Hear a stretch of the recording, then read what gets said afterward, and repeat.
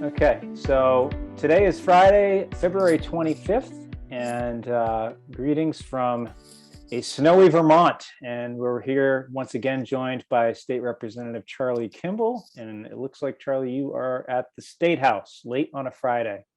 What gives? So it's been an interesting week in the legislature. We spent a lot of time discussing how we as a legislature want to continue to meet and operate because we have the technology to meet remotely. And we've been doing that because of the coronavirus. But other people, there are other reasons why people sometimes can't get to the State House. One is weather. The other is when childcare falls through, or other circumstances. So now we have folks that really, or maybe their health is compromised. So we have folks that want to be able to still participate, but remotely because they can. Technologically, we can. So there's been a lot of debate about that. I think it's a larger debate about in society, how are we going to work going forward? And how much time do we actually spend in the office if we're doing a desk job versus working from home? So that's an ongoing discussion, I think, in every company that has offices. It's a discussion we have at the State House about difficulties of getting to Montpelier. So anyway, we spend way too much time on it, and my feeling is that I'd much rather be here in person. You gain so much more being here, but at the same time, I recognize when someone's who's young kids, and then their childcare says, you know what, we're going to close tomorrow because of the snowstorm. Okay, then they've got no childcare. So what are they going to do? They got to stay home. So and we do certainly want to make it possible for people who serve in the legislature to have young children. But it's one of those, it's not only just tradition, it's about efficiency and how much you learn and making good policy. It's much better to do that when you're in person. And anyways, it's interesting to have those discussions again. And this all comes up because we keep extending our ability to operate remotely, and our ability meaning our rules. We set our own rules as to how we're going to conduct business. So if we have to keep extending those, so that's kind of interesting. Mm-hmm. We looked at a bill. Did we talk last week about the use value appraisal and forests and forest lands? No. I can't remember. So there was a proposal and we passed it out of the House today. It has to go to another reading. We have a second reading and a third reading of this. And this is to allow for the use value appraisal, what's always referred to as current use, where you can enter your property into current use and then the property is taxed at the value at which the property is used. So farmland is taxed as farm, forest is taxed as forest. But for forest, you have to have a 10-year management plan in place, and it has to really involve forestry, which makes sense. But most of that is around logging and how do you harvest the timber from that. And there's a competing side which said, that's best for the ecology, the biodiversity, and the interaction with climate because older forests sequester carbon better, they filter water better, to have some old forests. So you shouldn't be logging everything. And but the use value appraisal system does not allow for a forest property not to be forested. It has to be forested. So this bill would then allow for some old growth forests as long as at least 30% of a parcel of property is what's called an ecologically sensitive treatment area. So it could be because it has really steep banks, would it be really impossible to log? It could be really wet along a riparian, along a stream or a river, and some other things that make it really ecologically significant. So this is new. This is totally new, and not that we have that many really old ancient forests. Only 1% of our forests in Vermont currently are considered to be, or what is considered to be old. So this is kind of a new approach, and it's really threading the needle between those who are interested in actively logging and those that are interested in having things forever wild. So somewhere in the middle is this discussion about, well, there should be some stuff that's forever wild or just let to manage that way, and you should be taxed on not its developable value, but on the value of a forest. So it's really interesting to have that discussion. There's a lot of debate about that today. Hmm. How old does a forest have to be old? Well, it's that's a good question. Typically, it's about 100 years old. You're looking for growth to be 100 years old, but and there's also the approach that, well, when do you start allowing it to grow old?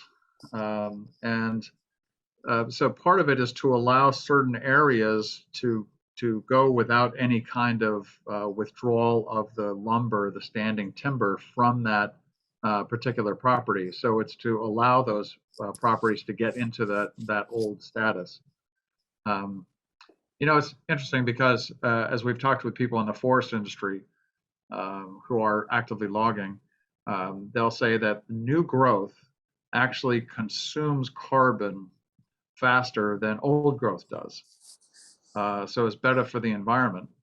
But old growth forests actually sequester carbon better than the new growth forest does. So it's about maintaining a balance, like in most things, to have some old growth forests and to have new growth when you're actually managing it. So it's that balancing act, and we often try to do that between competing interests and priorities in the legislature, and that's one thing that we did today. I mean, this bill is coming through. It has a fiscal impact on the state because there could be more parcels put into current use as a result of this. But I think the estimate was $50,000 to $100,000. And at a time when we're dealing with billions of dollars in the state, it doesn't seem like it makes a difference. That's a small amount. It's more a question of how do you manage it going forward. And that'll be the real test to see how the executive branch, and specifically the Forest Parks and Recreation, also the tax branch, which is a Department of Taxes, how they manage these current use value properties. Mm-hmm. Yeah. So those are kind of interesting, a couple of things that are going on here in the legislature. I'm trying to think if there's anything else new and exciting. I mean, the governor did veto S30, which was a bill that to close the Charleston loophole. And it's a gun safety bill. It was originally proposed just to protect the people in hospitals, to ban the firearms from hospitals. And it was expanded and some things were added to it, but that was all about the gun safety checks or background checks. And you and I talked about that before. So the governor vetoed it. He then indicated that there's a path forward to say, listen, if it's 7 days that you'd have to wait for a background check to be completed, I could live with that. And the bill that we passed said 30 days. So it might be a path forward. We'll see if it's something worth taking up. I don't think there's enough votes to override his veto. And I don't think there's an appetite to try to fight the governor on this one. And same with the contractor bill that we had passed, that were requiring contractors to register. Right now, there's not enough votes to override the veto, and there might be a path forward through legislation. So it's, again, a balancing act. And how do you pick and choose which battles to fight? And there's going to be some bills that the governor. I think it's not no secret that he has vetoed quite a few bills in his tenure. Is it the most of any governor? I think maybe. I think it is. Yeah. Yeah. So he's not afraid to veto a bill, but I mean, I assume that there's a little give and take and some compromises that happen behind the scenes, but what goes into factoring in whether or not you're gonna try to override a veto or to work with him or to just let it be? Well, there's three things I think. The first is you do the numbers, and do we have enough votes easily to override the veto? So that's the first calculation you go through. The second one is, do we really, if we make this a real fight, is it worth it? Because you're going to spend some political capital among the people that you work with in the legislature. So do you really want to press somebody for their vote on this particular issue? Is it the most important, or are there other issues that you really are going to count on them for? So that's the second thing. And the third is just the principle of the bill that gets vetoed. And so if and it's generally the majority party. So, I mean, the governor is really bearing the mantle for the Republican Party in the state because the Republicans are in a significant minority in the legislature, certainly in the Senate and in the House as well. So he feels obligated to continue to support some of the Republican views, and he's a centrist. He's not an extremist on one side, so he feels he's obligated to do that. And the Democrats are also obligated to. They feel like they're obligated to do that for their party position and caucus. So it's a matter of, if it comes down to principle, is it really worth fighting the governor over? Governor's pretty popular, and if it's, do you really want to fight or die on this hill type of approach to it? Because there might be a bigger issue down the road that we're really keeping our eye on. So both with your people in your caucus and also with the governor's office. I don't know what happened with these really, about, did we just do some miscalculation and not talk to the governor's office ahead of the vote to see if it was something that vetoed? So we always think about that in passing legislation. Like, do we have the support of the administration on this? Is this something that they're going to oppose? Do we know why? Is there a way to make it through? So when things are going well, there's a lot of information being shared back and forth. When things are not going well, people are holding their cards close to their vest and are not going to tell you what they're going to do. So I think on these, we had an idea that it was not really what the governor wanted, but we didn't think it was enough for the governor to veto. Gotcha. Yeah. On another topic is the COVID relief funds and all the. I'm just curious how many of the bills and initiatives that you all are working on. I mean, what, just a rough estimate, like what percentage of them are tied to some form of COVID relief funding?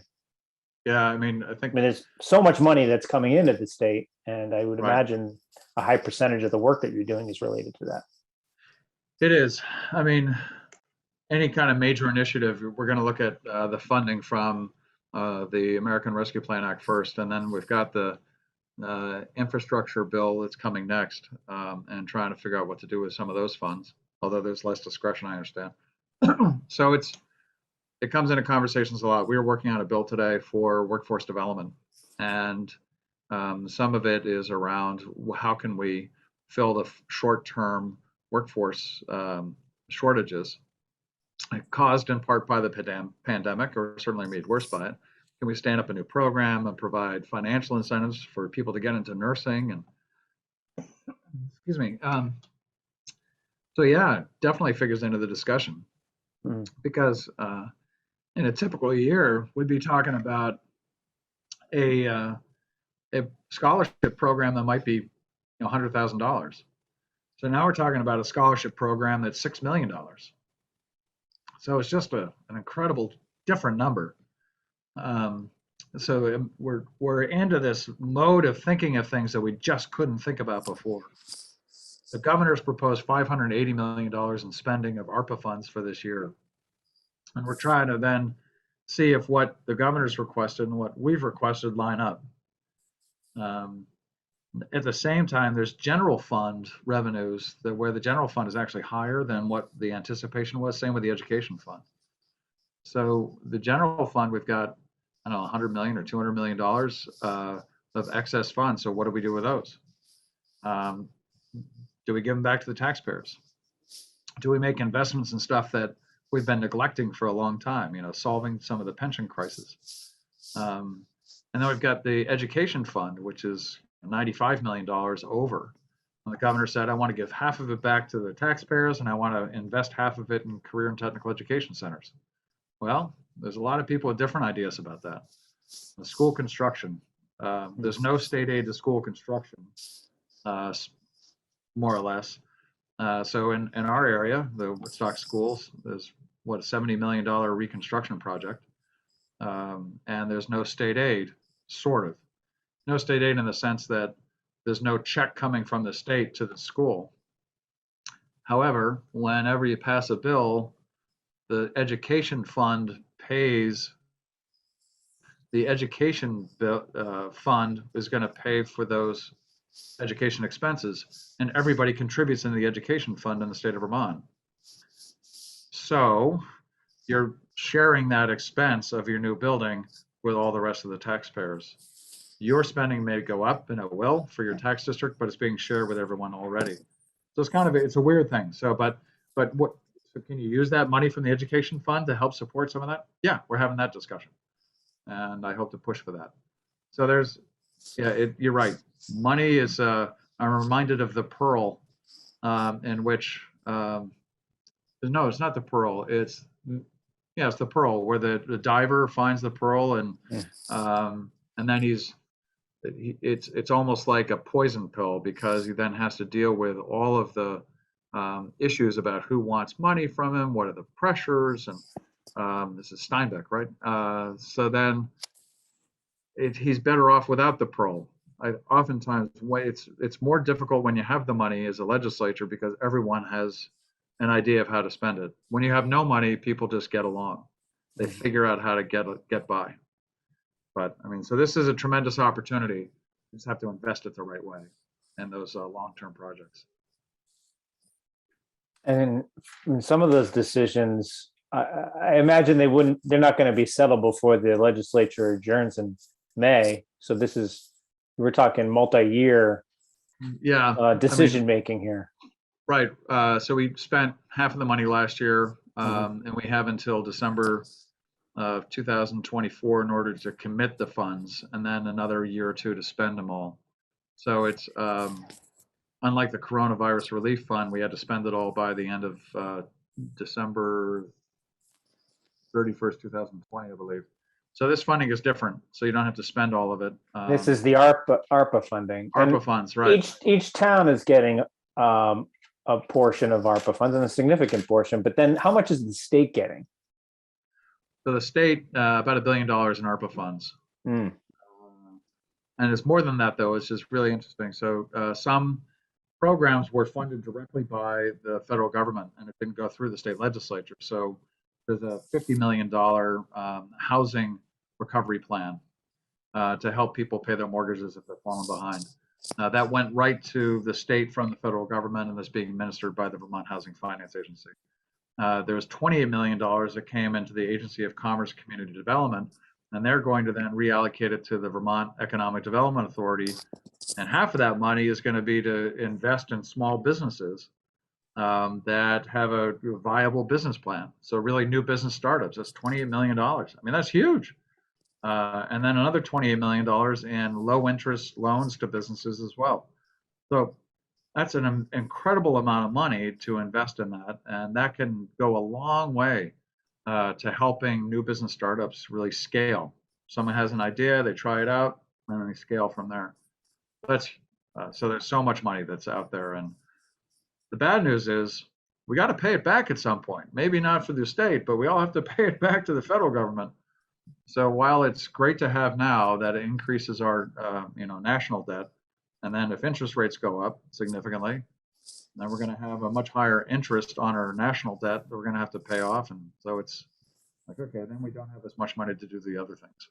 So anyway, it's not free money. It's not just it did not grow on a tree. Correct. Yeah. No, right. Yeah. Okay, I know you probably got to jump on the road, and you have your commute, which is probably an hour and a half on a good day. Well, it's an hour. It's an hour, and I'm sorry if I drive too fast on the interstate. I apologize for this, but yeah, it's going to be an hour and a half anyway. Yeah. So, well, play it safe, and anything else you want to leave us with? No, I think that's it. So it's I've been doing my diner tour. I think you and I talked about that. Yeah. So last week I hit Father's Diner down in Bellows Falls. Wasn't on my list. Just kind of ran into it. And so there's a Miss Bellows Falls, and then there's a Father's Diner. The Miss Bellows Falls is not open. Oh. It looks like it hasn't been open for a while. But Father's Diner is south of town. It's been there since 1988.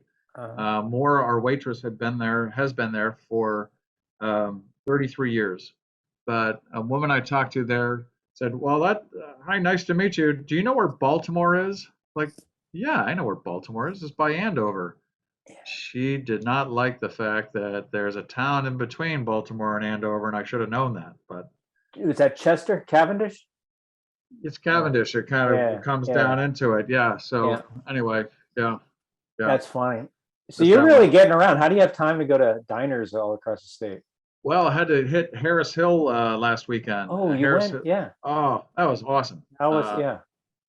It was great. We got to see the warm-up runs of Super jumpers windy going though. off. Didn't they have it on wind hold for a while? It got really windy. So Yeah. it got really windy. Snow squalls came in, and it was then about 5,000 people were there, and it was amazing. People were tailgating. It was like going to an NFL game with all the tailgating going on. So that was a blast. Yeah. But I mean, it got really cold. They had a hold on for I think 2.5 hours. So. Yeah. Wow. And did you stick it out? We didn't. We had to continue on with our rest of our tour. So we hit the Harpoon Brewery as part of our Diners and Breweries tour. And Harpoon was great to visit. And that place was packed. And they do a great job there. Oh, huge. Yeah. Yeah. And it's just amazing the amount of visitors who were at both Harris Hill and also at Harpoon. But the amount of Vermont plates at Harris Hill was fantastic. Now, this is a 90-meter ski jump, and these, everywhere from 13-year-old kids to like 45-year-old men. Yeah, and it's amazing. We, our colleagues in Brattleboro, the Brattleboro Community TV station, they live broadcast and stream it, and we usually get the recording from them. So we'll be picking that up probably within the next week or so. Yeah. Oh. Yeah, so we're always happy to share that coverage. So that's my only experience with it. I've only seen it on TV. I haven't actually been there in person. So one of these years. You got to climb up the side of the jump and then look down to see just how crazy these jumpers are. Yeah, that's the one thing that Nordic skiers agree on is that jumpers are crazy. Yeah. There's no way you can talk me into it. No. Oh man. Yeah. My skis for the most part like to stay on the snow. Yeah. Yeah. Just like your bike tires, right? Yeah, exactly. Yeah. Good. We'll catch you soon and be safe out there. Thank you very much, and good luck shoveling. All right. Thanks. Take care. All right. See ya.